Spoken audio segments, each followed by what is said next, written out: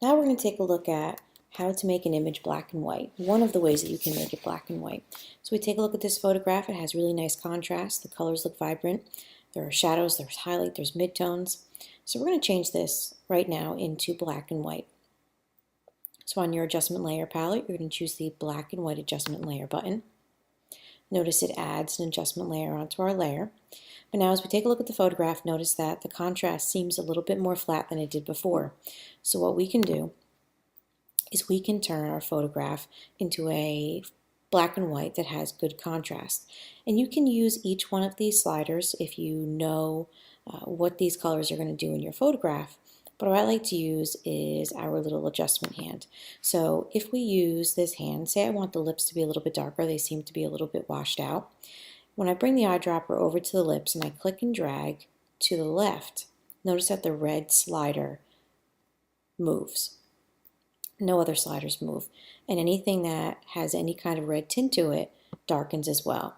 Now if you remember, these glasses were turquoise, and say we wanted these to be a little bit darker, if I click and drag to make these darker, notice that only the cyan slider is moving because they're turquoise. So taking a look at your photograph, you can adjust this at any time. You can go back and forth between making things brighter, making things darker, and wherever you happen to click and drag, whatever color that's associated with that area will be adjusted independently, which gives you a lot of flexibility. So now that we're at this point, what we can do is we can bring some of the color back if you wanted to for a splash of color. So adjustment layers work with black and white. So the adjustment is always white.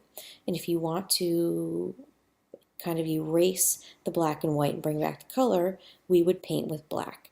So we're going to use our default black and white, and I'm going to switch it.